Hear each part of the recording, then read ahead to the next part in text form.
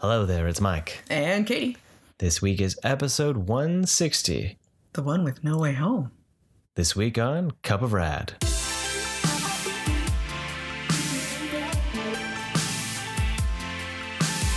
And here it is. Here is the dissection of all things Spider-Man.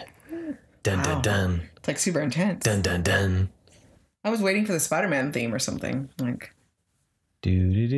yeah, because you know what? That's all he was humming yesterday. Hi, everyone.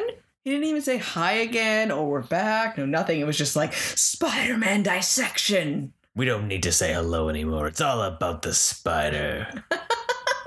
This is what it is. It's hardcore discussion. Yeah, that really is the focus because otherwise it's just been Christmas madness. Christmas and the snow's falling down. Literally. Christmas. And then there's freezing rain on top of it.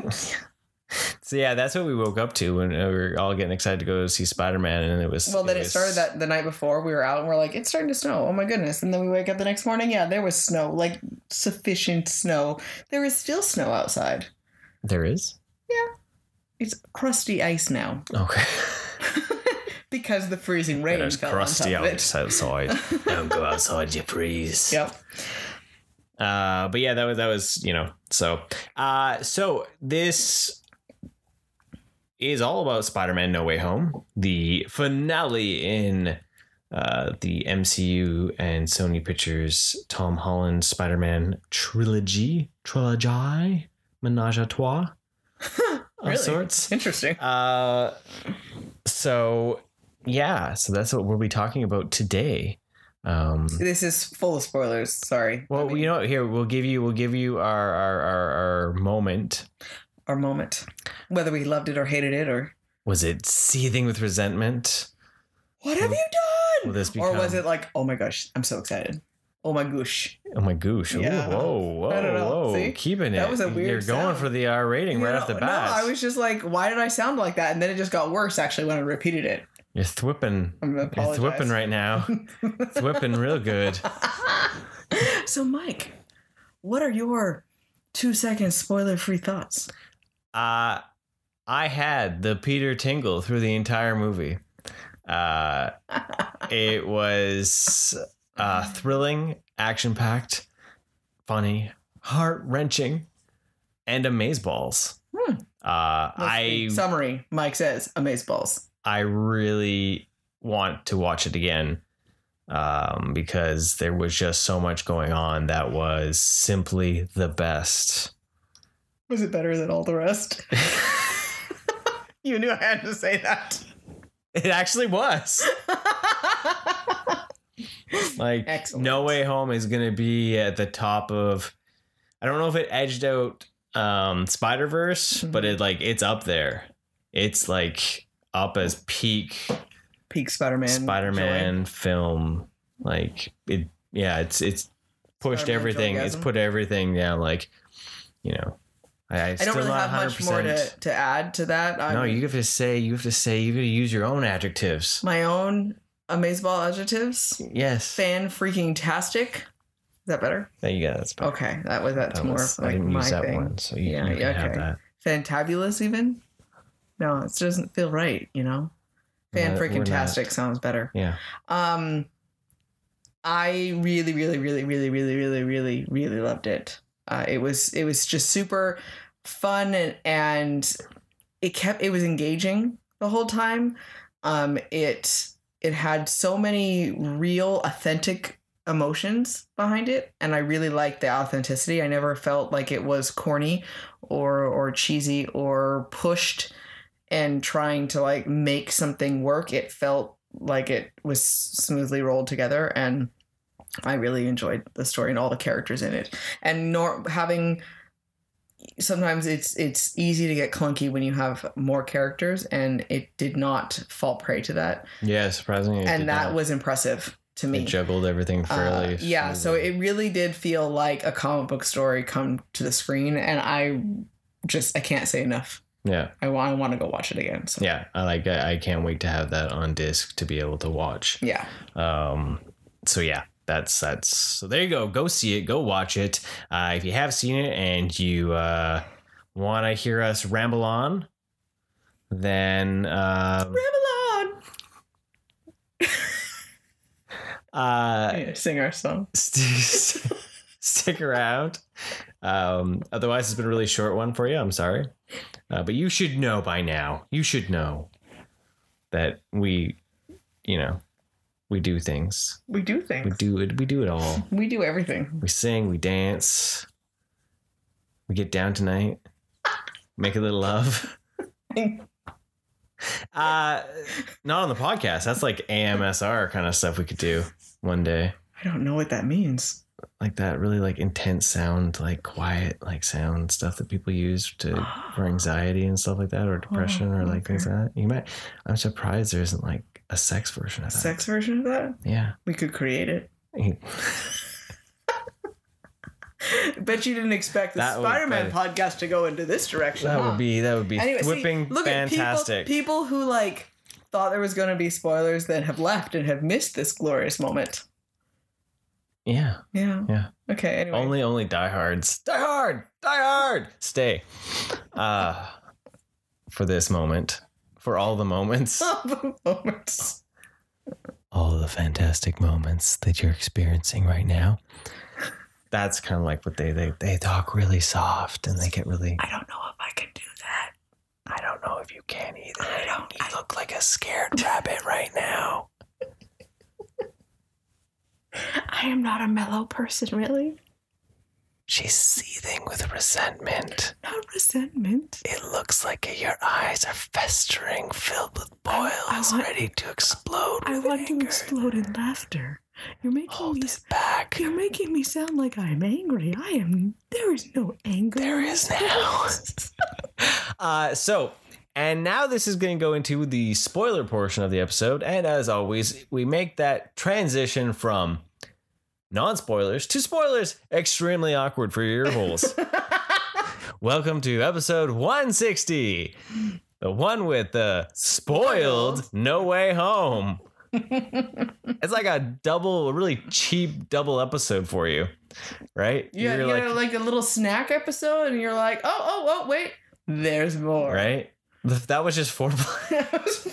I didn't say this. You did. See? Say what? Nothing. Say who? Say who? Say where? Why say so when? Now. Say how. Oh. So. Spider-Man. No Way Home. The finale. Oh my God! Don't repeat all this. Holy crap! I think you know what? It's a good thing we are not drinking coffee or alcohol right now. Surprisingly. We Don't had give away alcohol the secrets. earlier. Huh? Don't give away the secrets. We're just well, lack of sleep. No, I've really enjoyed being able to read in the morning. Just I was surprised that cats have been getting me up early, and I just have been waking up. Yeah. So just bang. I've been sleeping and too long. So tomorrow's gonna suck. Bang. Tomorrow the cats will let me sleep in. Yep. The cats won't wake me up when I need to actually get up. They're like, Mom, you're trying to get up too early. What the heck? Yeah. Oh, Spider-Man. Yeah. Oh, yeah. Back to the movie. Spider-Man, No Way Home. It's amazing and it's fantastic that it actually starts literally where Far From Home ends. We get the, what the beep moment right off the bat. And that scene where he grabs MJ is really super cool. It's really fantastic to see because we haven't had a lot of swinging with Holland Spider-Man. Yes. So he barely, any of his story really doesn't take place in New York. Yeah, it's been elsewhere. Yeah, in other places. It's been to space. Yeah. Whoa. Can we go back to when you said you were in space? Right. So I love that scene when he's trying to get away from the cameras, and it was so authentic feeling to see how fast people whipped out their phones and was like turning on him. Mm-hmm. And the fact that he grabs MJ and that one lady is like, he hit me, Spider-Man hit me. And I was just like, oh my God, it's so true. Yeah. Like it felt so real. Yeah. Right. That's what people would really do. Yeah. Like they turn so fast. They don't even question what could have happened or anything. Especially with the Bugle in this universe being more of like the YouTube conspiracy channel, right? Yeah, it's not a legitimate newspaper, right? It's you know, they showed Jonah in his like basement basically at one time. You gotta love though how he went from that to then this big huge outfit and studio, right? Yeah. Where it shows then how much the money. Yep. Money how follows ads were following through, right? Yeah. So. But yeah, it started out really interesting. Right, like the that swinging and all that was just super cool to see. But it was the story as it unfolded was interesting because we got to really humanize Peter. With, you know, he's still getting blamed for Mysterio's death, and people still see Mysterio as a hero, right? So I thought it was really cool how much they played on that aspect. So can we talk about his lawyer? Sure. Yeah. Well, because with all of that, it showed all the consequences of everything, and it wasn't just the lack of people, and lack of losing people's trust, and you know, being hunted and everything. It was all the reality of the government coming down and the lawsuits and the investigations, and now questioning everything. You know, because now it wasn't just this one instance. Now he was suddenly a vigilante. And he, all these problems that he's caused, and so going even farther back into it. And I know you had mentioned that there was the concept, the hint that Daredevil was going to show up, and you had guessed that it was going to probably be Peter's lawyer. And lo and behold, Matt Murdock was Peter's lawyer, and happy, and Charlie Cox actually was there, which was fantastic. I was surprised how fast that scene was. Like it was a full on cameo. It wasn't even like a pit, like a you know. So I thought that was interesting to see. Like it was, but like you said, like when the brick comes sailing through the window and he just grabs it, it's just that reminder. For those that maybe they don't know who. And it was enough to be because for Kiddo, he didn't know who he was. So then he was like. Well, we were telling him about it, and because he didn't know why everyone cheered, and we explained what it was and why that brick meant something. He was like, "Okay," because I was trying to figure out how he could have caught that brick. Like, we didn't understand what was the problem, and so it was just enough, almost of a teaser of like, who is this?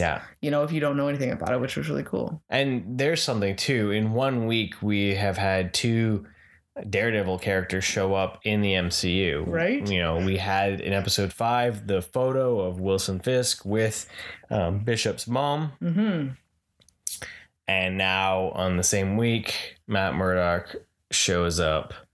It's pretty awesome in Spider-Man. So it's cool that they're able to start folding those characters into the actual MCU.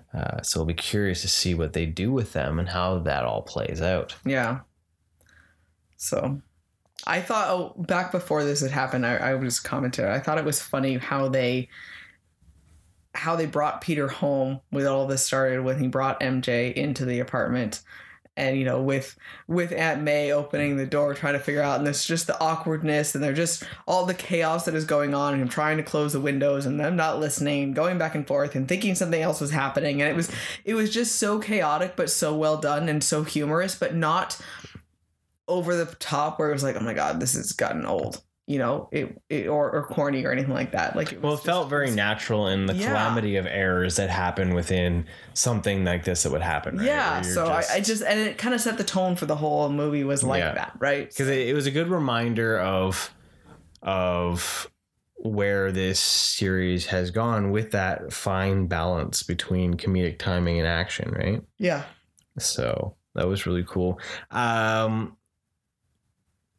It was cool to see when he goes to Strange and he asks him for help, right? And Strange being like, wait, seriously? Like, you asked me to do a spell before, you know, before you even tried to plead your case? Like, seriously? Like, well, and it shows though then the kid that he is. He just wants a quick fix, right? And I think too, because he has seen so many big, huge things, that he has forgotten how things can be fixed in tiny ways. And simple ways. You know, he assumes that something actually has to be grand and over the top to be able to be fixed. Because that's how the problems that he's had to solve have all been like that. They haven't been easy or something simple, right? So I thought that was a hilarious remembrance of, you know, because Stephen Strange hasn't been a superhero or magic all of his life. He was a regular human for how long? So he had to just live like that. But Peter's, you know, barely a kid. Yeah, right. And he's been to space. Yeah. So right. So I like the whole thing with Doc Strange though, because he wasn't aloof or harsh at all with it though. He was very open and kind of almost silly, but because he's no longer the Sorcerer Supreme. Yeah, so that was an interesting like throw in there, oh by the way type thing, right? I'm like, okay, well I guess it kind of makes sense though. If he was gone, then of course, then why wouldn't Wong be that way, right? So but yeah, that was so like it's all that like still dealing with the blip stuff. Like they're all like, well, no way you said, well, I blipped for 5 years, so what else is gonna happen? Yeah, right. Oh yeah, someone had to do it, right? But and I like how he commented on the fact that you can't just, you know, again, a commentary on Spider-Man, how young he is, and just, oh, but what about this? Oh, what about this? And not thinking something through all the way before, you know? Yeah, well, just even his bumbling during that spell of like, well, I don't want everyone to forget who I am. Like, hold on, I need to have this person, I need to have that person. So it shows that he rushed into the concept of this. Right. And then totally botches this whole spell that they're trying to do. Yeah. Right. Because he didn't really ask the questions that he needed to ask from Strange before he started doing it. Yep. And Strange, you could tell, almost is like bored, that he feels like he needs a challenge. Yeah, he looks like, sure, I'll do something. Like, might as well. I don't have the responsibility of having to care about the big cosmic balance, so whatever. So he just, you know, there shows his boredom and inexperience right? Yeah, he's not being responsible with the power that he does wield. Yeah. Right? So then he casts that spell, and then he botches it, and he's got to hold it, and he's got to contain it. Yeah. So they think that it's all been contained. But it had that little initial blow up. Yeah. And it broke some holes. Yeah. And so now we have the idea that there are other beings that know he is Peter Parker coming in from different dimensions and different. Yeah, but we haven't really known that yet, though, at that point, right?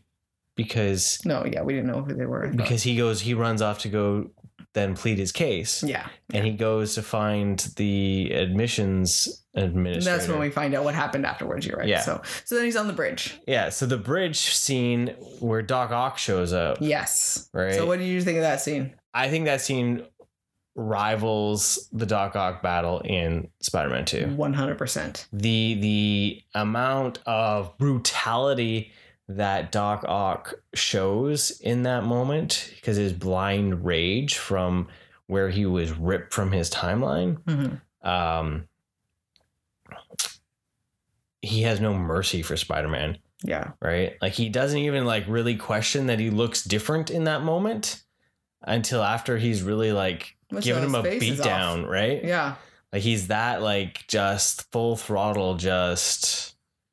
Well, it shows what a villain he is. He's taken, because when he first showed up, he was Otto Octavius being taken over by an AI chip. Yeah. Really. And so he was still fighting that a bit, and there was that connection. This is just unbridled. Just villain. Yeah. You know? And having him like throw the cars and like that was a great scene to have Peter be able to like go through, and he was saving those people, and he had to save the admissions lady. And because he was looking like it wasn't gonna go. Yeah, he was getting his ass handed to him. It was a brutal fight. Yeah. The fact that even Doc was able to even like really wreck his Iron Spider suit. Yeah. Like, that was a bit of a surprise, right? So the big chunk and the nano takeover of the arms. That was scary. Right? Like, it was that moment of like how Doc was able to actually like take over that nano. Like, it became part of him. Yeah. Right. But then it turned out to be that it was well, it was cool because at first when it actually happened though, I was like, oh shit, like this stuff now, is he gonna have like Iron Man tech on his tentacles? Like, this is scary. Right.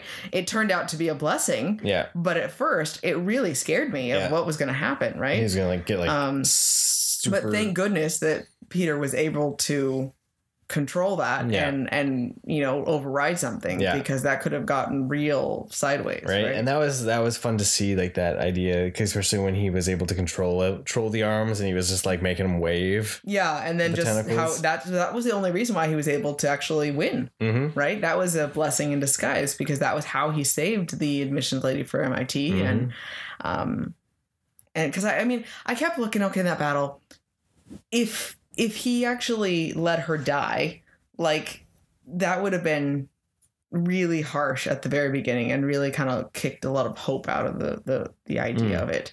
So I was hoping that he would actually be able to save her, and hoping that it would be a turning point of seeing Spider-Man as not a villain, and go from there. But it wasn't clear cut that it would actually happen. Right?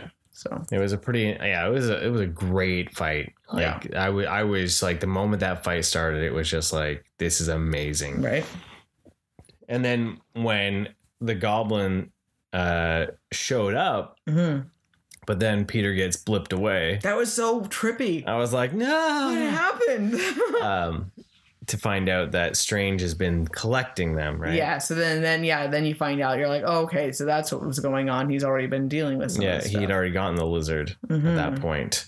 And the lizard was from the Amazing Spider-Man, right? So it was pretty cool to see that. He seemed a bit more green and scaly and a little bit more... He was more intelligent sounding, like more in control and like more developed, not so much of the blind monster. Yeah. So you basically have Strange. It was cool because then, like, they were talking about how the banter between Doc Ock and the kids, because they pull, you know, he pulls his gang in there, and you get the Scooby this shit, right? Yeah. You know, because they're trying to find the other ones, because Strange is like, I got to contain this spell more. And and he showed his cool little armband thing to be able to send them into the cells and everything like that. So it's just like, well, this is what we're doing now. So we got to fix this and just figure it out. So it was really cool to see at one point there was Ned opened up the fridge in the basement there, and there was all like the tentacles and eyeballs and stuff like that. And that reminds me of the run that Jason Aaron did with Chris Blanco, I think it is Blanco or whatever. Oh, okay. Where Strange has got to eat all this gross shit to keep up his magic power. That's cool that there was like a little bit of a nod feel to that thing. That's where I took it. I don't know if it was from other stuff, but that's where I remember seeing the fridge full of just like tentacles and weird things. Nice. But it is also then the idea of almost where they took a bit of the what if, where he was devouring creatures to become more powerful, right? Like so that made me happy. I was like, yeah, this is cool, right? So nice. Then we get our first introduction to Electro and because he's gonna go Sandman. He's off on an adventure out to the middle of nowhere, basically to figure out find Goblin. They thought they were Goblin there, right? And so something's kind of sneaking around in the forest there, and Electro turns out to be there, and he's just this floating ball of blue. Yeah, how he was in Amazing Spider-Man 2. Yeah, right. And so then Sandman shows up as well to save Peter. Yeah, he's trying to help him and contain him from Spider-Man 3. So he's kind of the good Sandman. Yeah. And they get in a big battle, and that was really cool, especially to see Electro get a bit more of like the redemption from Amazing Spider-Man. He becomes solid. He goes from blue light to yellow light, more traditional Electro looking. In he hasn't quite got that same look, but the yellow light, right? It's cool because he commented on the electricity feeling different here than in his world. Yeah. So that was almost like a nod to the fact that was that dimension of how he looked. And in this dimension, this is how he looks. And so he could look different in different dimensions because of different power frequencies. Yeah. I was like, okay, well, that's kind of fun. You know? There's a way to describe it. And then he looks different as well. He doesn't look so nerdy, basically. Yeah. And everything. He just looked like Jamie Foxx. I don't know why I said Jamie Lee. But Jamie Foxx. That's hilarious. I know. But yeah, so that was pretty cool to see. And that was a fun battle, right? Yeah. And then like that he just ripped all the Transformer lines down, basically. to pull away all the power. Like, that was insane. Right. Well, because it showed how powerful Electro really was. Yeah. Well, that was, I mean, right in the middle of all those main power lines, that was a lot of current running through that stuff, right? Yeah. So what did you think of his inside out, like, black suit that he used? Inside out black suit. Well, because he had gotten, like, green paint thrown on his suit, and then he, like, peeled something off. Oh, yeah. And that's why the suit's black. Okay, because it's all the circuits. The circuits, I couldn't figure out what it was. Yeah. And I'm like, because I was looking at this thing, I'm like, what the hell is all this, like, weird wires on the outside of it? So... So they made it look really freaking cool from the toys, but it's actually really lame in the movie. Yeah.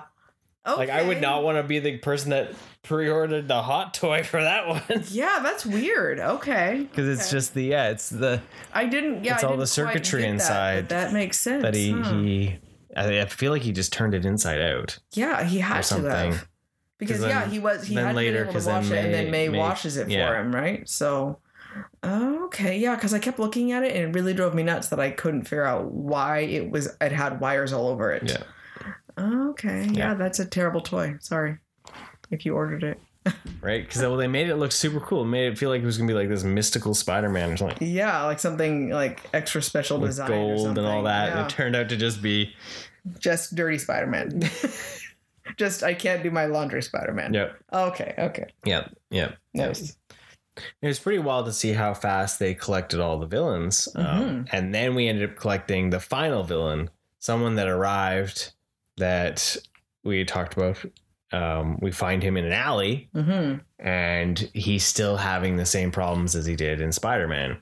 The serum and all that, the Oz serum is talking to him, Norman Osborn. And he's got the mask talking to him. Yeah. And he's off in the corner kind of whimpering and crying about it. Yeah. So it was awesome to have that introduction to having William Dafoe back like that, and showing that he's still just so destroyed, right? Yeah. And then he destroys his mask. I was like, holy crap. Like, right. So like, that's definitely a nod though, I think, to how many people hated that mask. That's what it felt like to me. Why did everyone hate that mask? Because he looked like a Power Ranger. Oh, okay. Right. I get that. Right. He did. Okay. I don't really mind the mask. It was the suit.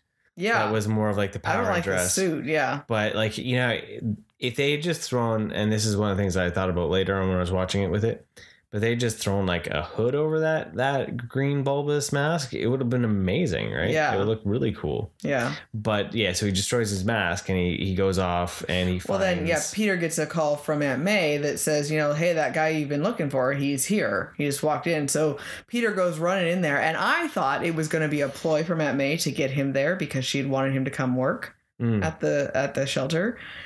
Because the way everyone seems so calm, and he's rushing in there, I was like, she's going to be in the back, like totally calm, and be like, oh, good, you showed up, type thing. So it was interesting because it was that way, but no, she did call him because Norman was there, but he was calm and cooled down and not attacking. Well, he was not Norman. He was Norman. Yeah. And he had gone there because he had saw an ad for Spider-Man and was hoping that Peter would be able to help him, right? So he goes there, and she's basically like, he's broken. He needs help. Broken and lost. And so it's interesting to see how much he played. So he just willingly goes with Peter. Yeah. Into the Wizard's Dungeon. Magic's real? Yeah. Well, yeah. So then you got all these past old Spider-Man villains all trapped, and they're starting to find out that they're past, and they all realize that they all died. Because I thought that was a cool way for them to say that basically they all showed up at the moment when they were just about to die, because the last thing they remember was I was about to die, pretty much, and then I was here. So I was so then you kind of wonder at what point are they actually from, even from these worlds, right? Because like that was one thing that kind of bugged me with the fact that they didn't talk. This is my one gripe with it. They didn't really talk about how and why, because I was full on expecting then each of these villains, even though they resembled like Spider-Man 2's Doc Ock and Spider-Man 1's, Goblin and so forth with Amazing, I was expecting it maybe to be other versions of them, right? not the exact versions, because to me, I'm not entirely understanding how they came in the moment of when they were going to die, because this is where we jump ahead a bit in the movie and all that. But when Andrew Garfield shows up, and then Tobey Maguire show up, because guess what? Those Spider-Men are in the movie, even though everyone was like, they're not in the movie, but they are. All right. My question is did they arrive on this Earth at the moment of their death then? Yeah, because that's the only reason why that should work. Yeah, it should only work that way, that they were about to die. Because especially with their ages for things. Yeah. Tobey Maguire is obviously older. Well, he has a family. He talks about it. Yeah. He talks about it. And that he was able to work through things. Yeah. But like, say, Doc Ock. The Doc Ock that we knew didn't look exactly like that. And I think the moment of his death, he was drowned in the movie. And he had a brown coat. Yeah. So he looked different. So is it something from a slightly different but similar? Yeah. But they never really explicitly have those moments. Right? Yeah. So that's why it makes me feel better that it's not the exact copies of the movies that came before us, right? Yeah. It's something it's got to be something else. It's got to be another multiverse feel. Yeah. But then that's where I pose that question. Was Maguire's Parker about to die? Yeah. And was Garfield's Parker about to die? Yeah, it kind of makes sense. Because that would be the only logistical reasoning for it to match the villains. Because it would be weird if they just decided to show up and they weren't in that same... That's my fan fiction for it, because that's the only way I can reconcile it. Well, when we get to talking about the Spider-Man, I'll then remind me to have like more like thoughts on all of it. Thoughts on that? Yeah. But Strange says that he can send everyone back. Yeah. Right. But then with the fact that they've been talking all that, it was interesting, though, to then have Tom Holland's Spider-Man, or we can call them Spider-Man 1, 2, and 3 if you like. Yeah. Which one am I again? Realize that, well, I can't send them back just to die. Yeah. Right. Like, why would it be like, I can't do this. I need to cure them. So that's, I think, the turning point for this version's, the MCU's Spider-Man, is that he sees that he wants to help fix. He wants to help save. Right. Even those that aren't good guys. Right. Yeah. Well, so it's a lot more of understanding more of, say, May's teachings as well. Like, she obviously really cares about needing to help people, and even just that simple idea with Goblin of being like, you need to help him. Yeah. Even you said he was this villain, but he is obviously broken. Yeah. Like, you need to stand up for him and be there for him, right? Yeah. So I was actually really almost expecting, with the Feast connection, because that's like the video game too, right? I was full on expecting it to be Miles. Oh, okay. When she called him. Yeah. That would have been cool. Like, that's what I was expecting. Huh. Because that would have had more of a connection to the game as well. Because that's where... they meet, right? Is through Feast, right? Nice. In the game, at least. So... I like that Electro, he was talking about all those different Spider-Men. And, he just always assumed Spider-Man was going to be black. Yeah. And because the way he talked and the way he... The soup and things like that. And just from being from Brooklyn and everything, he's like, it's okay. You know what? There's bound to be a black Spider-Man out there somewhere. Yeah, that was a fun nod with that, right? So I thought that was cool. And that also, I think, takes a bit back, because I remember way back when McFarlane wanted to touch on that he could be any color under the mask way back in the 90s. Right. And... it wasn't really they didn't want to really touch that button at the time. Yeah. Right. So it's kind of all a way roundabout way of almost talking about how some of the comic creators really had influence and how it was influential through things. Right. So now Strange and him are fighting because now he wants this box and this spell so that, Strange can't destroy the spell and reverse it. And so we have this they're fighting back and forth, and so Strange punches his essence out of him and separates him, right? And yet his body keeps reacting and keeps the box away. My only thinking is that it was his instinct and his spider sense that was actually doing that. Yeah. Because his body reacts without him having to think. Yeah. And that would be the only way, because Strange would never have encountered something like that before. Yeah. So he just assumes, well, if your body's not, your mind isn't there, basically your body can't react. Yeah, it's his instinct. But his instinct is like nothing else that Strange has ever experienced. So I thought it was comical in a good way, not in a like over the top way, you know, and because Strange just looks so annoyed. Yeah. It was just, what the hell is this? And Peter was just like, this is the coolest thing ever. He was just so amused by it. Oh, right? yeah. No, I love that. I also love when Peter gets the box and Strange opens a portal and he webs himself up in the middle of the street. Oh, yeah. That was awesome. I was just blown. I was like, yes, this is so amazing. I was so happy.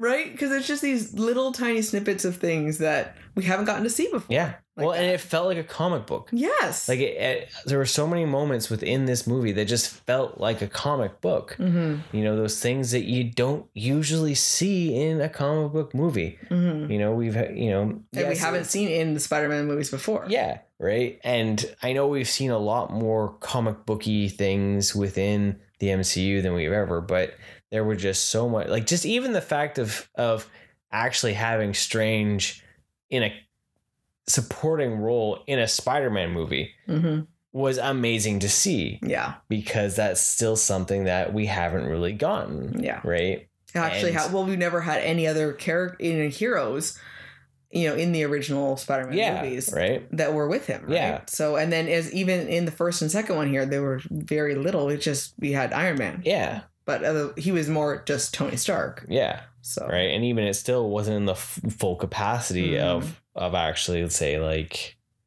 Strange was in this. And so you get the whole battle in the mirror dimension too. And that was just a trip. That's just always fun to watch any of the stuff in the mirror dimension. Yeah. I was just, that was, you know, seeing that all play out was just, and then I love how that it showed then Peter's intelligence when he's like, wait a minute. This is geometry. Right? You're good at geometry. Yeah. And he's able to web Strange up by using the mirror dimension. Yeah. And then escape. Yeah. Right? Leaving Strange behind without his sling ring. Better than magic? Math. I don't know if I believe that or not. No, I don't even want to know if I want to touch on that one. Though. Geometry. There you go. Real life instances of geometry. You can tell your students, if you ever get turned into Spider-Man, if you ever end up in the mirror dimension, you need geometry is going to help. Real life situation. Totally right real life. 100% real life. Right? I mean, come on. Yeah, okay. Good to know. Won't even work on my kids, so. Right? I need a sling ring to the mirror dimension, and then we'll be good. No big deal, right? So he leaves Doc Strange just hanging there. And he takes a sling ring and he leaves. Yep. And he gives it to Ned, who claims that he has magic. Tingles in his fingers. Yeah. I love how Strange tells him, you should see your physician about that. Cumberbatch's delivery for Strange is just perfect. I love him so much. Like they cast him well. Oh, it's just so wonderful. So Peter's able to. It was interesting because he's able to then convince everyone to come with him. Yeah, to fix them all. Yeah. So he takes. We can do this, right? He takes him to Happy's condo, and he's gonna try to fix him up, and he's got like full backing from Norman. Right. Yeah. Well, because then he got the scientist aspect between, with Norman and Doc Ock. Yeah. And we've got the little lab thing, the creator maker thing from Stark, and he's basically he's got this little portable lab in his condo, right? Yeah. So he's starting to work on things. And it was interesting. It was nice to see like Electro suddenly feel the power of the arc reactor. Yes. And get like, and then he's like, it was that power corrupting feel, right? Yep. But we get the success. Peter cures. Yeah. Which was really cool to see him cure Doc Ock. Yes. And then show that it was. So yeah, he replaces the inhibitor chip. The inhibitor chip of what he scans it, figures out what's wrong with it, that it's controlling him instead of him controlling it, and he's able to pin him down and fix it. Yeah. And I thought that was that was really awesome to be able to see that. Yeah. And just even Alfred Molina's delivery of it being that it was silent, and he doesn't remember the last time he's felt silence. And yeah, like it was really actually very heartwarming. Yeah. And you felt good because, I normally don't like when they try to give too much of the sympathy for the bad guys. Yeah. And in this case, it was nice to see that he, okay, I can understand why you were going a little crazy if you had these things controlling you and constantly talking to you and doing all these things. Right. So yeah. And he's trying to suck the power out of Electro. That will keep his body, but pull the energy out of him. Yeah. And then we get the Peter Tingle. Yep. That was pretty cool. Well, think about it. He's in an entire room of villains, and his spidey sense is going off so strong that he's able to then also pinpoint which one was the threat. Yeah, it was a whole new level of tingle right there. It made me tingle. Yeah, because it was so unnerving. Because you could tell his acting was wonderful in it. Because you could tell something was wrong. Yeah. And he's looking around, desperate to figure out what was wrong. Which one? Wait, which one's gonna strike? You couldn't quite you couldn't tell what it was gonna be. Well, my first because I kept waiting for Electro. Yeah. That was my first thought. That was the red hair, right? Looked like it, right? That way, because he was almost out of power, and I'm like, he's gonna rip that thing off, and he's gonna go nuts, and he's gonna grab the arc reactor, and things are gonna go down, right? And it was weirdly jarring, even though it shouldn't be, if you think about it after the fact, that he, stopped Goblin or Norman. Yeah. And I think it showed what a good job Norman had done to really play along and make it that he was, because I think Norman was definitely happy and positive and wanting and was excited about the science again about it. Because of course, what scientist, he was a brilliant scientist, wouldn't be excited to be experiencing all this stuff that it was brand new to him. Yeah. But then, Goblin was just waiting to take over. Yeah. And he did it was awesome. And it was his Defoe's facial expression in that was fantastic. Yeah. To watch him go from looking so meek to that smile creep over his face, and his eyes widen. He's so good at it. And it just was terrifying to see, right? And then from there, then Electro gets the arc, and then he pieces out, and they take Ock with them. Yeah.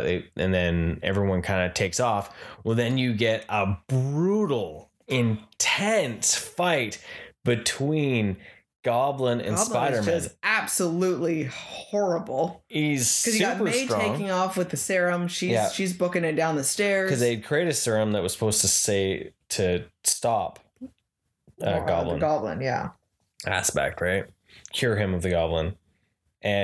But that fight within the halls, and the fact when Peter jumps up and wraps his hand or legs around him and punches Goblin in the face, and he's laughing, right? That was terrifying, right? That's the nightmare. This is a villain right here, because and he's just got that big toothy grin, right? And it's just yes, this is happening. And then he slams Peter, and just the fight in that was intense, I already thought that the Ock fight was intense, but the Goblin, then he's smashing them through floors, right? And just the buildings getting destroyed, and it was just an intense, brutal fight, and Peter just got the shit kicked out of him. Yeah, at that point is when Peter's eye ruptures. Yeah, right. Oh, he looked like death. Yeah. It's all bloody, and because I know his ribs were broken, and he's just unbelievable amounts of damage. So and then came a giant punch to the nuts. Yeah. This made Kiddo cry. It did. So the Goblin's glider thing comes in, and it knock May down? It did more than that. It sent her flying. Yeah. I thought she was going to be impaled. Yeah. That's what I first thought. Yeah, that's what I thought too. So she was knocked down and just caused more damage. And And then Goblin throws one of his Pumpkin bombs in there. and takes off and says this like, you know, you'll thank me later type thing and blah, blah, blah. It's like, what the hell? Like, this is terrifying. Yeah. And you have this glimmer of hope that May is going to be okay. She's standing there. And she's standing there. You're like, she does not look good. Yeah. Her acting, that was pretty good too, because she held it together, and then, but it was the subtleties. Yeah. You could see her arms starting to like just quiver and her body starting to quiver before she go to shock, right? Yeah. And, you know, and you could tell with how hurt Peter was that he wasn't able to think clearly enough of like, I'm not going to listen to you. I'm going to check on you. Yeah. And just how in shock they both were. Yeah. Because everything went from so good to so terrible. Mm-hmm. Right. And sadly she died. Yeah. But before she died, she got to tell him the defining line: with great power comes great responsibility. Yeah. Because even though he doesn't believe that it's his responsibility to save them, he has the power. Well, because he had said, like, I shouldn't have done this type thing. And it was like, no, you still made the right choice. Yeah. You still did what you should have done. Yeah. And I think that was a huge lesson for him to learn from her. She had every reason to be angry and hateful about this, of what had happened, but she still felt that it was the right choice. And this was just a very unfortunate consequence of it. Yeah. Maybe you could have handled it better, but it was still a good choice. I think this has probably been the most poignant that line has been used in any of the Spider-Man films. I think it felt the most genuine. Yeah.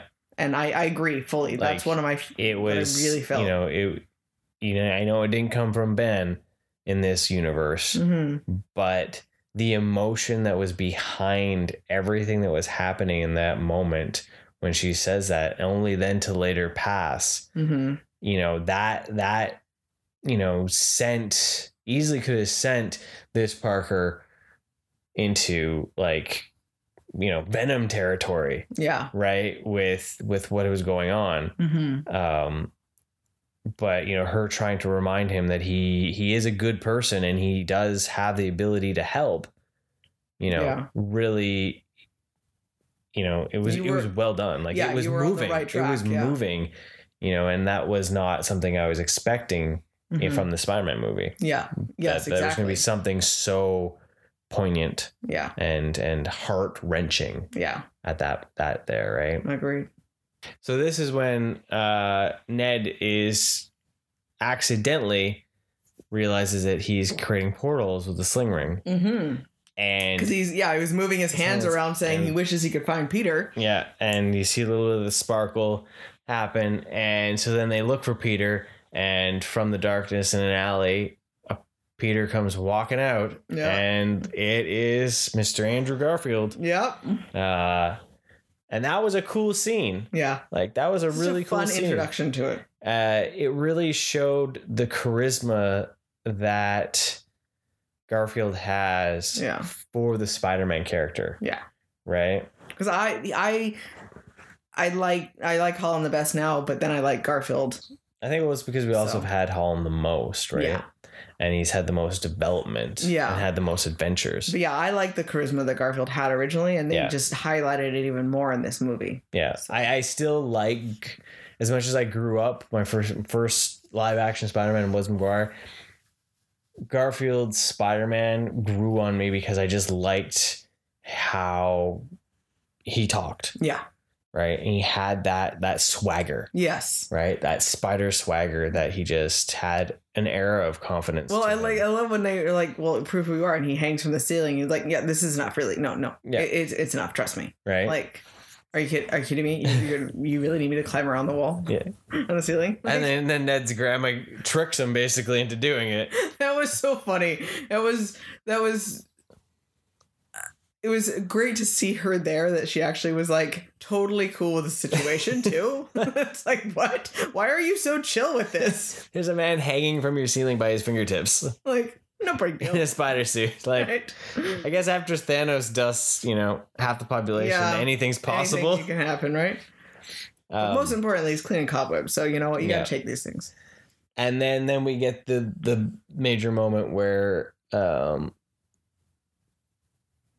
Well, then, I guess no. I totally spaced on the whole thing. The reason why they came was because of Ned opening the portals. Yeah. So then my whole idea of there. No. They were already there. They were already there. No, they had gotten pulled over. They just located them by opening portals to where they were so they could get to the house. Yeah. They were already in this dimension. Yeah. So he didn't pull them from a different dimension. He just pulled them from around New York there. I was hoping to figure out that I was wrong. To find it, something? Finding something, right? But then, so he's trying again to just keep looking until they find their Peter, and they open up another portal, and Maguire shows up. Yeah. So hey, you know what? I was surprised. It would have been interesting if the dialogue had been different for those scenes. What do you mean?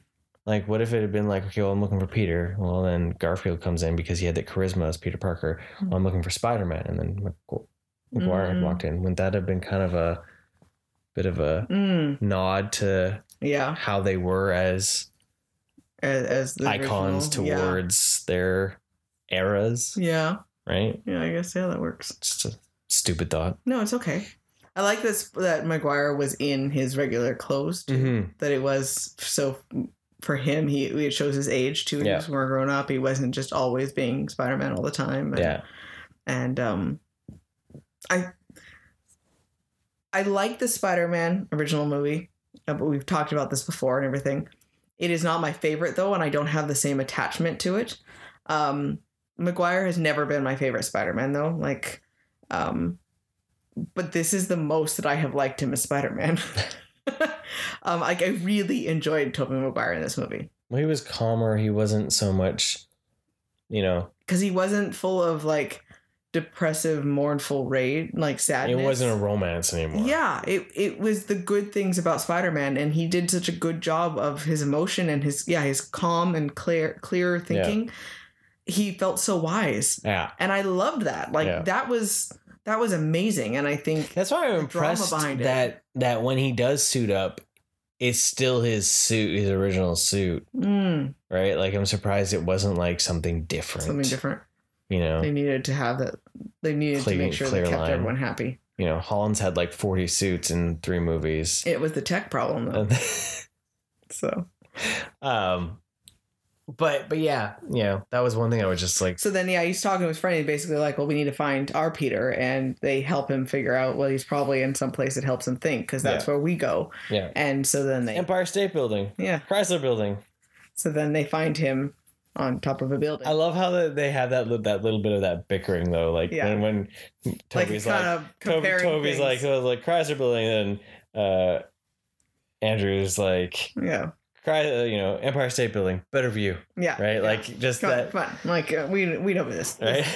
This is better. Yeah. Right. The back and forth, right? Well, with Garfield saying later, that he always wanted brothers. Yeah. You could tell that he just like dove right into the idea of having a brothers. Yeah. And the little minor bickering that would have happened, right? So then they go and find Peter, and of course have this heart-wrenching hug of holy crap, the world is falling apart on us.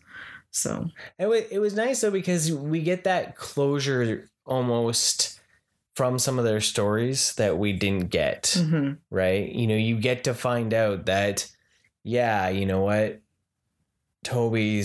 made things work in some way. He doesn't say who he's with. Yeah.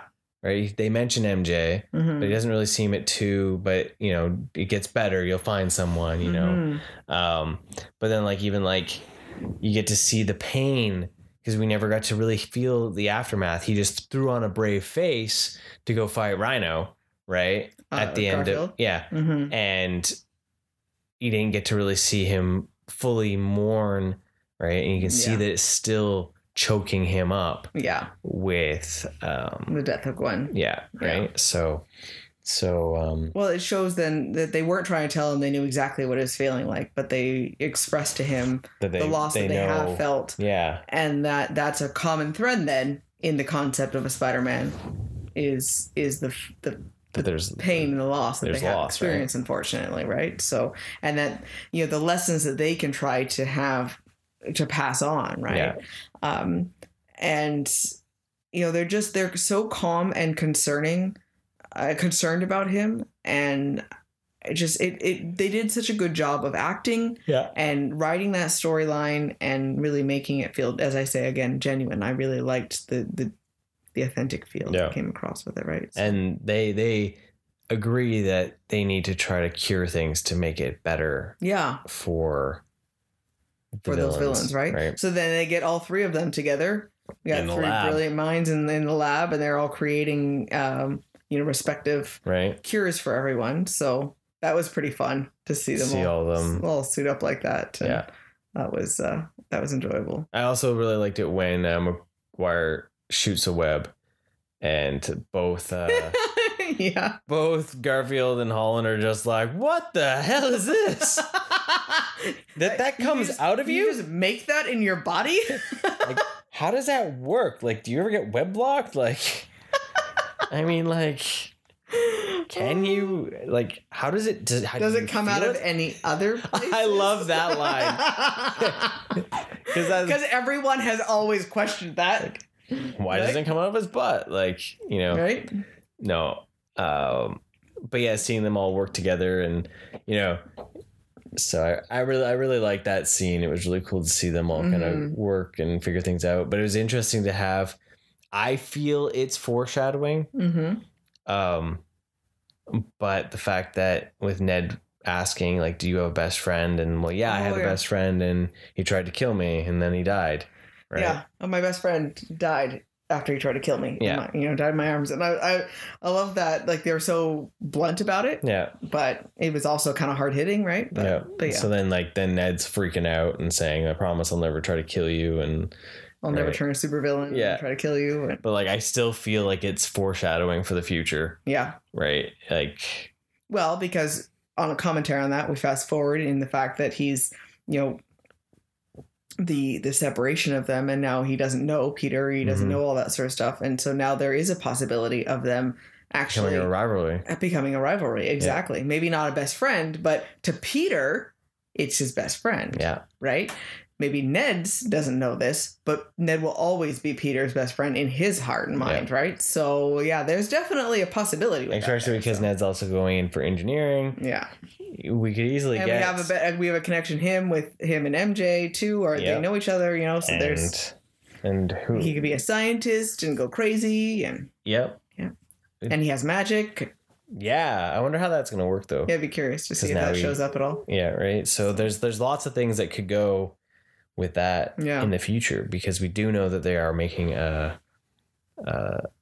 they're working on making another trilogy, they've said. That's cool. So, which is really cool. That's going to be his college years. Okay. So all right, my hope is that there's going to be a third trilogy after that of adult years. Yeah, I think he should be playing Spider-Man. Wouldn't that be dope? Super dope. Super dope. Super dope. It feels so weird to say that. I don't say dope. No, you don't. No, it feels weird. Super rad. Super rad. Actually, I would just say super cool. Super cool. So cool. Super cool. But that's always been my dream for any superhero is to have actually growing up.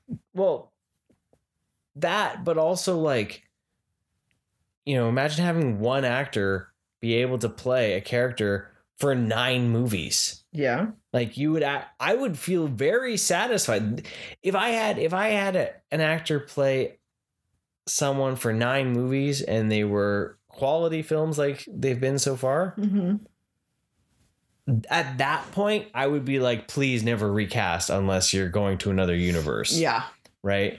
But when we've only had some that have only done it for 3 movies or things like that, I'm like, well, no, I don't feel satisfied with the story that's been told. Yeah. Right. So that is my hope, is that they're able to figure this out and they're able to woo that would be awesome. Holland to give us, we've had the end of high school. We're going to have some college years. And then if we could have some adult years, that would just be amazing. Yeah. That's my hope and dream. So, because, when we say it on the podcast, it becomes reality. Right. It's totally there. Because we have that much influence, we know. We do. Marvel listens to us on a daily basis. Yeah, totally. Daily basis. What is Cabaret? Every day. So, they have their cures in hand, and they need a way to lure said villains. Mm-hmm. And they call up Jonah Jameson. Yep. and tell him where they are and tell him what's going on, basically. And so he broadcast that out, and they're going to be at the new Statue of Liberty under construction, putting instead of the torch, now I see we have the Captain America shield. It's been gold plated. Yeah, that's pretty intense. So then all the villains show up there. Yeah.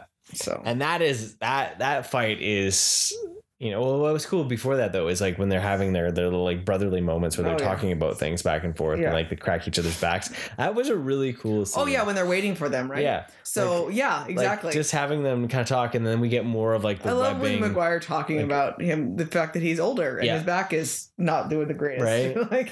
like that was just super. It was just really fun to see, like the banter and the.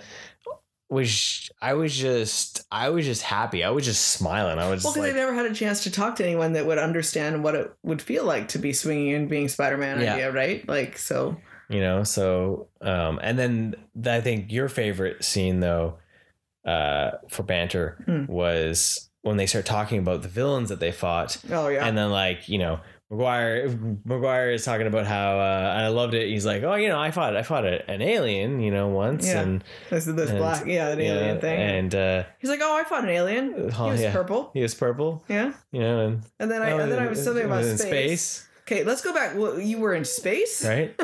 So then Garfield's like, well, I just feel lame. I only fought like a Russian dude in a rhinoceros suit, right? So. Oh yeah, the back and forth on things and commentary on things. Right. And then with Maguire being like, no, you're amazing. You need to. You laughed so hard in the theater. I know, it was awesome. Say it. You are amazing. You know, the problem is the self-talk. We need to really fix this self-talk. Just tell yourself. Just say it. You are amazing. I'm like, oh my God, this is awesome. Because it was like, it was cool because it was that nod. But like, you are the amazing Spider-Man, dude. Like, just, oh my God. It was awesome. Right? Oh, I did love it. Yeah, I did. Like, see, and this is why I love, like, that scene just made me love Tobey Maguire's Spider-Man. Yeah. Like, because he was I loved it so much. Yeah. Because he was just actually positive. See, and then what I like, though, is that they've given that character a bit of almost, he's moved from his angry and bitter and all that, and he's found his almost like zen. Yeah. Like he feels controlled and collective, and he feels wise and like actually not evolved. Like how a lot of people want. They want like the Logan, like Tobey Maguire, like gritty, angry, bitter. Yeah. No, I don't want that. And like it's cool to see, but then it shows though that it's the truth of the character. The character is supposed to be bright and shiny and hope. Yeah, he is not the Wolverine. He's the Superman to the to the MCU, Agreed. right? Or the Marvel universe. He's the hope. Yeah. He's what brings He's hope. the optimism. And that's what they're trying to do with Holland here, is the idea that everyone can be saved. Everyone deserves a second chance. You know, not judging anything and going that extra mile. And so, yeah, it was the little ways that they showed for these characters to be able to really, I think, give them some redemption for some of their problems that they had from their other movies. Right. And then we get this massive mega battle scene between all of three Spider-Men, and hell's breaking loose. The only complaint I can have is that we didn't actually get a Sinister Six. Oh yeah, we got it. Like they were so close. Sinister Five. That's my only real I was like, seriously, they were one away from making the Sinister Six, right. like. So I like that Electro shows up with, he's all supercharged and he's got his new suit, and like I don't know anything. I didn't know anything about Electro other than seeing pictures of him when he was in the movies. But of his original suit, where he has a bit more of that, he has like spikes of light, electricity on his face, so he kind of looks like he has a mask on at certain points. So it's a little bit of a nod to his comic costume, right? Which I thought that was a fun. And he was in like darker colors, like he was in like safety cone stuff, but he still it looked more like, trying a more realistic take on the Electro, because really reality that costume is ridiculous as all could be, totally. Right?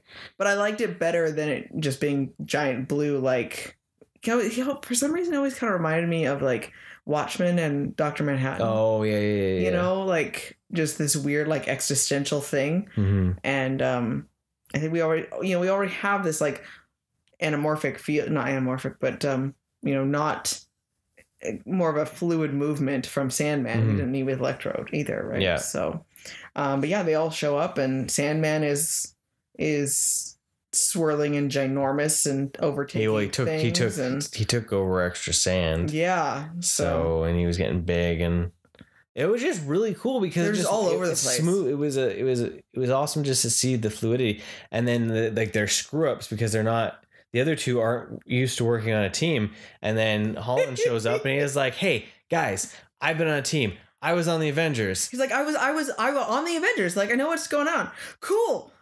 What's the Avengers? I was like, holy crap, yeah, that didn't exist in their world. Right? And it was nice because he's like, what, you don't have the Avengers in your world? And they're just like... Earth's Mightiest Heroes? Yeah, right? So it's just stuff like that was just really fun to see, right? Yeah. It was almost a little bit of a poking fun at them too, right?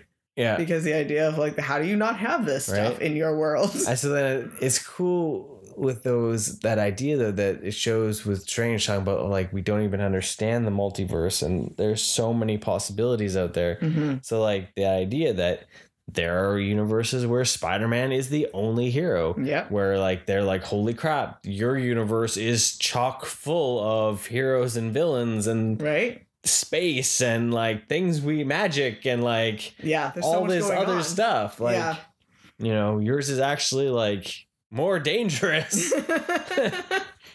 Ours is lame. Right? No, it's amazing. It's amazing. It's amazing.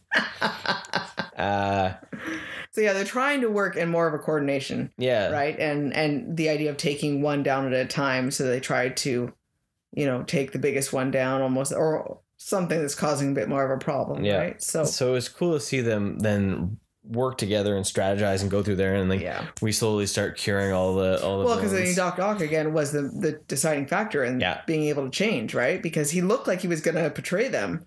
That was like that was pretty cool. Questionable, right? Like I was like, damn. I thought he was cured. I thought he was going to stay redeemed, and then he had he just played it. You know what I thought was going to happen? I thought Electro was going to fry his chip again. Because I thought it was going to be like you've forgotten what we truly get. Yeah. And I thought he was going to fry his chip. Yeah. And so that was where I felt that was going. Yeah. So that was really cool that it didn't go that way. And then it helped out. It stayed true to what that universe's version of Ock was. Yes. He was trying to do good, and he was just... He was trying to use it as a way to be able to hold things he couldn't, right? So that was a cool, to keep that character still there, right? Like, so then they actually start seeing some successes then, everything, which was great. And then finally, Strange finally gets back. Oh, and you know what? So this is what I want to talk about with the Spider-Man idea, because we talked about them being related. Let's say the concept that they did all get pulled here at the moment before they were going to die. But then the heroes then not wanting to send them back to, wanting to change them and wanting to help them and redeem them, right? Okay, so we're curing all the villains, but then what can we do to actually help redeem any of the Spider-Men so that maybe they aren't going back to the point where they're going to put themselves in a position of risking or possibly, because maybe they're fighting so hard or taking extra risks, because Garfield had said that he had stopped pulling his punches and he had gotten rageful and over the top angry. But his redemption is MJ goes flying off of the scaffolding and he goes down and saves her, just like Mike predicted. I knew it. Yeah. I was like, even because we saw her falling in the trailer, and I'm like, they can't kill MJ right now. And with May dying, I knew that they weren't going to do that then. Yeah, because they wouldn't have killed both of them off. I'd hope not. And so with him actually saving her, though, it was... Garfield did such a good job because she looked so relieved and like terrified and thankful, but he looked thankful to her. And that was really touching because it wasn't... he wasn't just like, oh yeah, I did this, I'm so happy for you, because it was just another girl to him. There really was no connection, but he knew what it represented to Holland, Peter, and it's confusing to talk about. It's hard because you got to talk to them by their actors. Peter. Right? Well, they're all named Peter. Yeah. Peter Parker. They're all named Peter Spider-Man. Parker. We're all Spider-Man. So, so he knows what he knew what it meant to him, and he looked grateful to her. Yeah. For allowing herself to be saved, almost, right? Yeah. And so the idea of the situation that has maybe helped them and redeemed them, and maybe if they were going to be dying, because he was able to figure it out this time. He knew what to do, and he has that almost that sense of confidence back too. And he knew how to catch her so that she wasn't going to have that same problem. And so, as much as Amazing Spider-Man 2 has its problems, and as much as that is a horrible, horrible scene for just gut-wrenchingness, that is probably one of the best comic book Spider-Man scenes to be done, for the fact that they actually went ahead and they killed Stacy. Yeah. The way that it was in the comics. Yeah. Right? Like... Yeah, there was some guts with that one right there. So like that's one of the things where like it sounds weird to say that's like my favorite moment in Amazing Spider-Man 2, but it's so poignant in the history of Spider-Man, the mythos, right? Yeah. Like, so I thought that was really interesting, and we kind of ties that back, is that they were able to find a redemption as well. Yeah. And so it's not just the villains, the heroes also found that, and I think he probably went back to his timeline a better Spider-Man as well because of it. Yeah. So. Well, because the thing too, though, they got to pass on knowledge. Yep. They got to pass on to realize, to say things that, like, hey, don't do what we did. Yeah. Like, they're like, right off the bat, they're already giving him kudos, because it's like, he's not willing to kill. Yeah. Right? Like, he's willing to. And they're trying to remind him, like, hunting down and trying to kill the goblin is not going to change anything. It's not going to make you feel better, because, Maguire's able to say, I did kill him. Did it do anything at all to help me? No. Did it bring Uncle Ben back? No. Yeah. What was the point? And that's the thing too, is like, even then with Mysterio's death, it's just further proof of that, right? Yeah. Is like, because like you have in the first one, he doesn't kill Vulture. He saves him. Yeah. Because Vulture would have died. Yeah. Right. And look what happened in this universe of killing his villain. Yeah. Even though it wasn't by his hand, it was by Mysterio's own hand. Yeah. But look at all the shit that happened. Yeah. Right. So him going on and killing any more villains, it's that further proof that no, it's not the right way. Yeah. Right. So then Goblin. But what I was going to say though is like when I had said when we'd seen the MJ falling all that, and I had said, wouldn't it be cool if at that time we didn't know if for sure if Garfield Spider-Man was me. I was like, wouldn't it be cool if he was able to swoop in and save her for his own redemption? Yeah. Right. So that was really awesome to see in that moment. The only thing that I and it was maybe the idea of having dialogue. I wish there had been I wish Holland had almost been going to save her more and going, not just reaching, but I wish he had been about to thwip and Garfield had been the one to like kick him out of the way and be like, that's not going to work. And then go for it. Right. Yeah, exactly. Don't make my mistake or something, or like, that kind of feel, because he gets taken out by the Lizard or the Sandman or one of the other villains. I can't remember. Something happens because it was like that moment where he saw him. He's reaching, and then someone takes him out, and that's when Garfield swoops down and grabs her and is able to. Yeah. But Goblin comes in, and Strange has the box, and he's about to do it, and Goblin grabs it, and I was like, oh crap! And then he blows it up.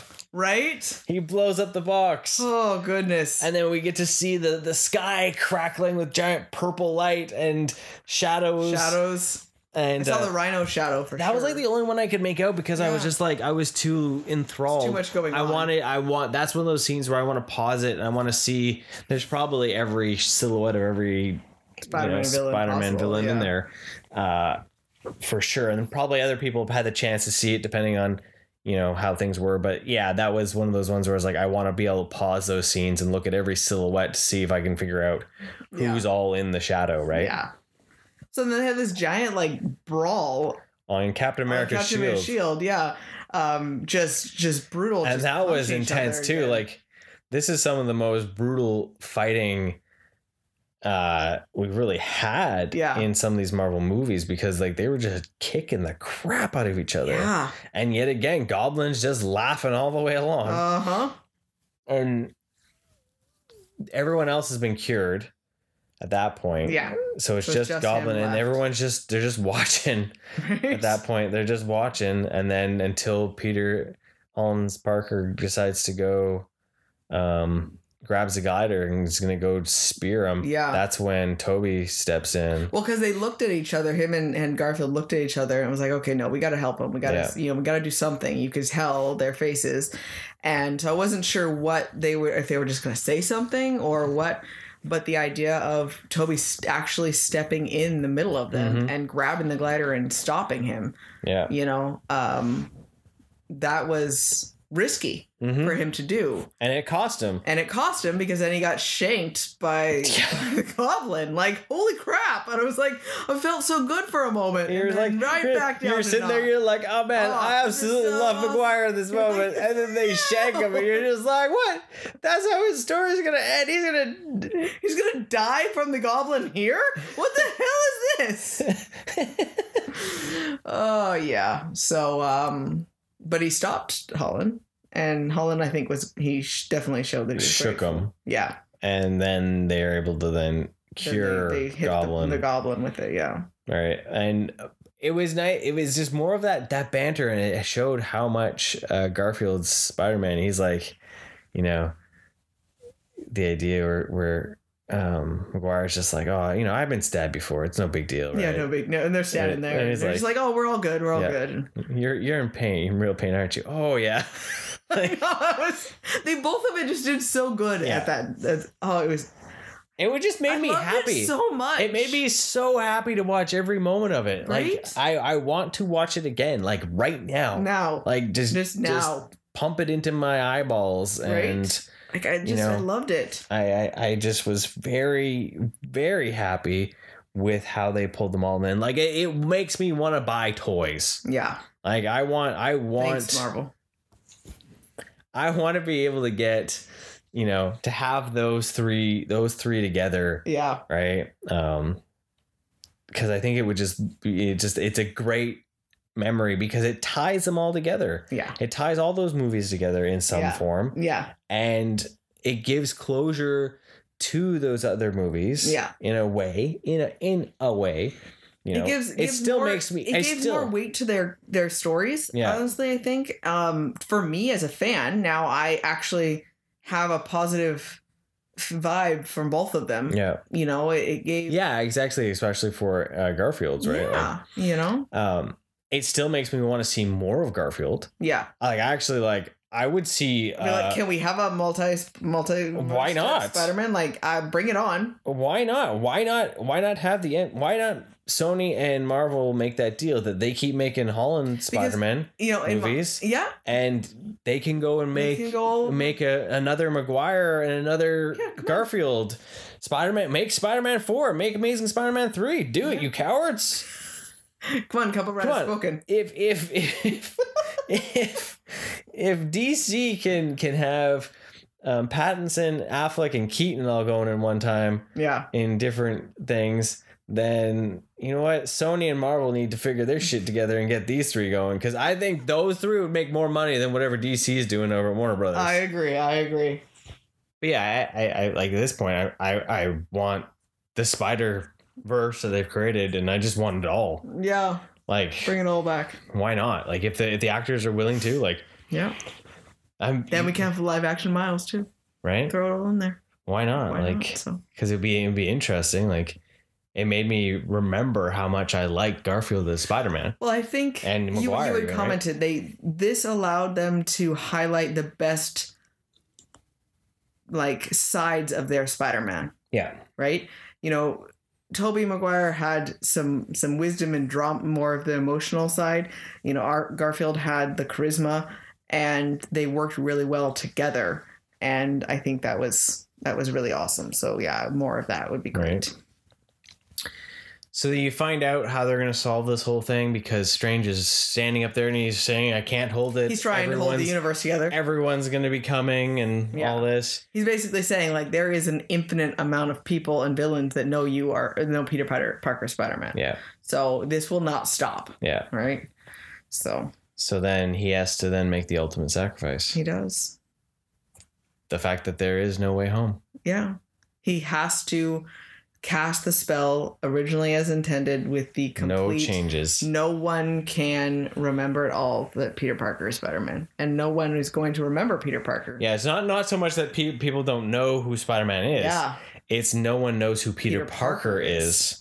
And I thought that's a far more reaching spell than no one knows that Peter Parker is Spider-Man. Yeah. Because... it's one thing to have his secret hidden, but yeah, now no one has, the idea that suddenly no one knows who you are is not just affecting your own direct personal life immediate. It's massive implications. Everything. Right.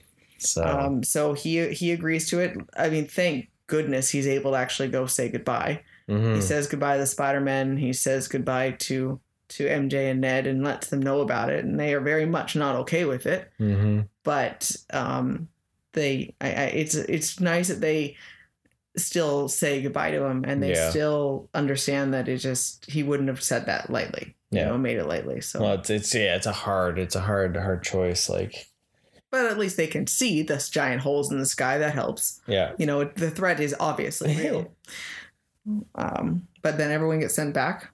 Yeah. And the spell completes itself, and Peter takes off. Yeah, and so people still know of Spider-Man and Spider-Man's adventures from the sounds of everything. They just don't know who's under the mask. Yeah. Right. So the idea then the Avengers know who Spider-Man is, but they just don't know that he's Peter, right? Yeah. So because he shows up at May's tombstone and Happy shows up, and you have that moment you were like, is something else going to be there? But Happy doesn't know who he is, how he could have known May, anything like that. Yeah. So that was the moment where I was expecting him to ask what his name was and for him to say Ben Reilly. Yeah, that's what I was full on thinking him to say. That would have been interesting. I'm a cousin, or she's like, yeah. I'm Ben Reilly. Yeah, right? Like that would have been. That would have been just kind of like a really kind of a twist, like an extra little bit of a nod, right? Yeah. I wonder if they were worried that people would be very confused if they didn't know the comics at all. Yeah, right? Because it would be strange, right? So. Yeah. You're like, yeah, but that's nice. Whatever. That's nice. We've gone this far. We have enough comic nods. We can nerd it up a bit. But then it would make you wonder, like, why Ben Reilly? And then you would Google it, and then you would find Spider Arc. So yeah, you lost that one. That was a total. Unless they don't want anything tied to the Clone Saga or anything like that. Yeah, it opened up a can of worms with that one. Yeah, who knows? But yeah, so then he goes off, and he and probably the best scene in the entire movie. Oh yeah.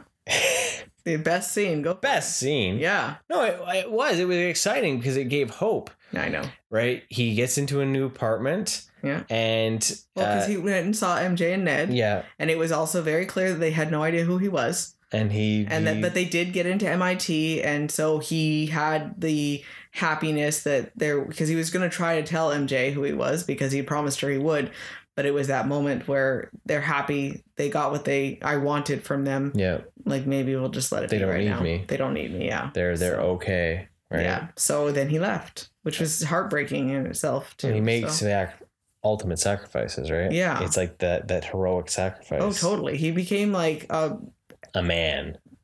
A big hero in this, for sure. So then now the apartment. Yeah. And he has made himself a new suit, 100% by himself. Sewing machine proof right there. Yeah. And you get to see him whip through the snow, and there's Christmas and all that. And he's in a bright, shiny red and blue suit that looks like almost 100% comic accurate. It's so bright. It's awesome. And like, it reminds me of like I can't remember the number, but it's the Iron Man liquid metal suit that he used in the one arc. But just in that brightness and shininess, that reflective material. Yeah. And that's a scene that I can't wait to watch again because I want to see that suit again because I was hoping for a close up of it. right, or like a still more. Yeah. But his swinging through the city is just so beautiful in that, and the lights reflecting off it, and just that beacon almost. Well, it's the brightest that he's ever been. Yeah. Right. Right. And so then he's stripped of any technology. Yeah. It's just him and his own tech, his web his own mind and what he can do, and so and that's how it ends, and I'm just like, oh. Well, I mean, how much of his reliance on technology has gotten him into this mess? And with Mysterio, all the technology was the thing that caused all the problem. Yeah. So you had said, how much is he going to run away from all that? He has no access to anything, Stark. Yeah, so there's no money. That will help. He's completely broke. Yeah. He has no backup. This is what you wanted. You wanted a broke, not connected to Tony Stark's Spider-Man. Yeah. And that's what the next one will be. He has no backup. He has no one to help at all. Yeah. Right. And that's something we have not seen. He will not be Iron Man Jr. in the next trilogy. Yeah. Because he can't. Because he won't have them. Right. The ability to. But I'm excited. I want close-ups of that suit. Like, there's the hot toy. Right. Like that one could be pretty cool. Like it just looked shiny and awesome. It was super shiny. But that's what I want. I want Hot Toys to bring out a Garfield and Maguire. So we can have a trilogy of them talking. That ages. That version, yeah. And then the advanced, as much as I want the blue shiny one, but the advanced suit all with their head sculpts. That would be cool. That'd be an amazing setup, right? Mm-hmm. So, they're pretty awesome. $2,000 later, but in 4 years. But then we get a post-credit scene so I watched Venom Let There Be Carnage the other night. Showed up on demand. I can say that I didn't dislike it as much as I disliked the first Venom movie. It is better in a lot of ways. Some of the goofiness still kind of bothered me. And I wasn't a big fan of how big Carnage was because it didn't really make sense for what I know of him in the comics. He always seemed tinier and more like feral. But at the end credit scene for Venom Let There Be Carnage, Brock gets pulled to the MCU and they see Holland's Spider-Man on the screen and he goes and licks the TV screen. Well, the post-credit scene and credit scene or mid-credit scene for this is Brock still in Mexico trying to figure out what's going on, right? And magic's real? Magic's real. You've got a big green guy, all these things. And Venom's yelling at him, he told you this already. Come on, let's go to New York. They're like, hey, I'm gonna go to New York and talk to this guy. And then he gets pulled back to his universe. So I was like, okay, cool. We're gonna get Spider-Man facing off against Venom in the MCU from the Let There Be Carnage thing. So I thought that maybe Venom would have shown up as the sixth villain, right? Oh yeah, that would have been. But then he gets pulled back right away, and I was just like, what the hell? What the? It seems so cheap. Yeah. But left behind is a little Venom sticker. Yeah. A little bit of the symbiote. So I'm assuming what this means is that now in the MCU, we have the symbiote. Yeah. Without attached to that version. Yeah. Hardy's character Tom Hardy's Venom can keep making movies. And now the MCU has the ability to create their own Venom. Yeah. In however way they want. Yeah. And or Carnage or whatever. Yeah, that'd be interesting. Without tarnishing that or having to figure it out. They're going to have their own. So most likely that's what we're going to end up seeing is probably in the next trilogy of Venom of some sort. Yeah, that would be interesting. So to really have Spider-Man really have a villain of his own, because Mysterio really was really, well, I guess Vulture was too. Yeah. So what's going to be confusing to me though going forward is, we got this Morbius movie. Where is this falling? What universe is this in? Yeah. Right. Because the trailer is showing scenes with Daily Bugle newspaper, similar to that of what do we call him, but showing Spider-Man as a murderer. Did they? I can't remember if it was the Morbius trailer or if it wasn't the movie, the Spider-Man movie, but there was someone talking about this weird thing that we had just dealt with in New York. It kind of seemed like it was because that's where Venom is, right? Venom's in San Francisco. Yeah, sorry, I apologize. And that was in the Morbius trailer. Okay, the Morbius trailer. So then with that, yeah, okay. So in Morbius is in Venom's. Morbius is in Venom's world. But yet they showed a thing with Spider-Man on the as a murderer in that. So I'm curious to see how this was played. But then also too, Michael Keaton's Vulture is in Morbius. Head hurts. So not quite working. I don't know what's going on. Movie was also delayed, so I don't know. I'm gonna say that caused any problems. It was supposed to come out in October. Yeah, it's now January.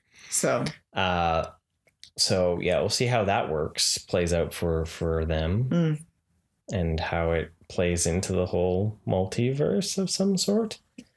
So, but instead of a traditional end scene, it was a full-on teaser trailer for Doctor Strange. Yes. Kiddo was not impressed with that. He was very upset that it was not a scene, that it was a trailer. He was like, that was not a scene. That felt like a trailer. Why didn't they just release that in the beginning or it was in a trailer? So that was a weird choice. Yeah. Because that's like, I guess, they did do that. It was weird, but not, right? Like, I understand and I appreciate that it was something new that we didn't have a chance to see before the movie. So that was nice, but it was something that we probably could have had a scene that maybe led to the movie, to the trailer, and then they released the trailer in a week or something like that. You know, like, that would have been okay too. Yeah. But that being said, it looks friggin' awesome.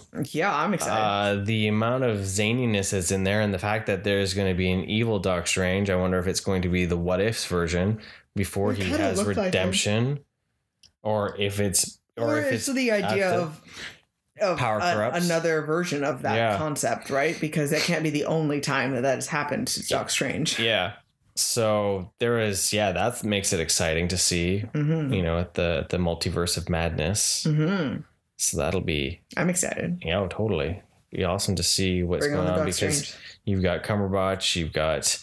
you're going to have... Wanda's going to be in it. Yeah, that was cool. America Chavez, I think it is the other hero that's showing up. Oh, okay. And of course, Wong will be there, and... I want Modo, the bad guy from. Oh yeah, that guy. So like, there's a lot going to go into that. I think it's going to be a very big movie. And there's giant slimy eye beasts, and it's gonna be awesome. There's a lot going on. I'm excited to watch that trailer again. There's a green ox and like a ghee. Because I know it'll be posted at some point if it hasn't been already. I don't think it has, but it probably is by now. But at some point, well, I would like to be at least officially released for it so I can watch it. But that'll be fun to watch again. Yeah, because it was just like so much happening, right? So that's very exciting. I'm excited. We're going into big grand Marvel movies again. It feels like. So. Yeah, exactly. It was really nice to be really blown away again by a movie. So but yeah, Spider-Man No Way Home. As you can tell, we really liked the movie. It was wild to see that the title actually was, that it worked. As weird as it was, it actually is the final outcome. They told you the final outcome. In the title. Yeah. Because he had no home at the end of it. There was no way to go home. It's like kind of depressing when you think about it after. Anything that he'd ever called home is gone completely, right? Any place at all that he had ever felt comfortable, safe, or welcome is gone, right? Yeah. So it's weird, man. It's weird. So heavy hitting stuff. It was the first thing Kiddo said when the movie stopped, though, was, that was a really sad movie. Yeah. So he looked so distraught. Yeah, you could tell like it was very emotional for him. Yeah. You know, and I think it hadn't quite set in the epicness of it, or you know, like say for you being such a massive Spider-Man comic fan, you know that increased your love of a lot of these scenes even more so. And then add in the fact of growing up with the movies, of the other movies, right? He doesn't have that same connection, so I think some of that, you know, epic feel was kind of lost on him, but I mean, I appreciate that he appreciates the heavy hitting emotions of it all, right? So, he said it was epic later but he on. loved it. He really did. I mean, it was positive about it, but but I think he was just sad because for him, because even though he's seen the other ones, he likes Holland Spider-Man the best. Yeah, and seeing him go through the gauntlet, I think, was a bit of a emotional gauntlet himself. Well, because he's never seen him beat to hell so bad, right? Well, then he just loses everything. Like, that's what he was like so distraught. He was like, he lost everything, guys. Like, how are you liking this movie? He is alone. Everyone's dying. He has no one around him. He's got no heroes. He's got no real friends. Yeah. Like, oh my God. And it really is. It's bleak. It's bleak for the end of a trilogy. Yes. Right. Like, it's actually really, as much as it has that glimmer of hope with him out in his suit at the end. Yeah. And showing that he still is out there as like almost like a target, being so bright and just like, but the fact that he is 100% alone at the end of it. So do we know for sure they're making another one, or is it still just in talks and negotiations? It was said that we are not going to have the same issue that happened between Far From Home and No Way Home. Okay. And that they have a good working relationship now, and they will be going forward with another trilogy. Because it was the question of things, right? Yeah. Okay. So that is what has been said. Okay.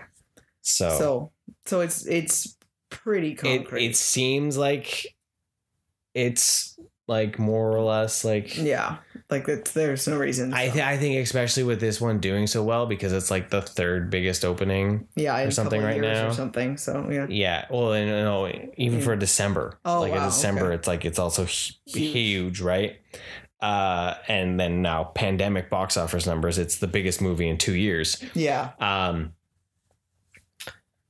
By far. I think they would be dumb to not continue this working relationship. Yeah. Right. Yeah. As long as Sony doesn't do anything hinky too much with villains or cause problems with use of villains. Yeah. Because they own the licensing to all Spider-Man villains and everything, right? So so they still have to work with him no matter what, right? Yeah, so if they can, as long as they can keep the working relationship good and each party continues to make money. As long as Sony's making money on this stuff, and obviously is going to make a crap ton of money off of this, I think they should be fine. Right? I think. And even with this, I think this movie did a good job of, it wasn't making fun of, in a negative sense, of their other prior movies. It brought the love about them. And it was, exactly. It was an homage to him. Right. So I think it shows that, you guys did a great groundwork and now we're building on it. Yeah. And so it was respectful to what was brought ahead, right? Totally. But totally worth it. If you hadn't seen it and you stuck with us through it all, sorry. But it's still worth watching. You should do it. And I would do it like 42 times if I could right now. So, So we know what he's going to try to do over break here. I don't know what. Hey, Justimus Prime. We're going to go see Spider-Man No Way Home on Wednesday. Oh, nice. But yeah, no, it's worth seeing. Yeah. And I want toys, damn it. Bring on the toys. So, but you know what? This is our last episode before Christmas. It is. So, Merry Christmas, Happy Holidays, ho, ho, ho, and a bottle of rum. May your eggnog be spiced and your figgy pudding be... Figgy? What is figgy pudding? pudding that's figgy. Oh, okay. But it's a traditional Scrooge moment where Christmas is the time of year to be a bit more kind and nice to people and go out of your way and say hello and smile and be a little less douche. And just come on, be safe, because guess what? We're still dealing with some crazy shit out there, apparently. Yeah. So be kind to everyone around. And from our cup to yours, Merry Christmas, everyone, and have a wonderful rest of the day. and remember, stay rad, dudes.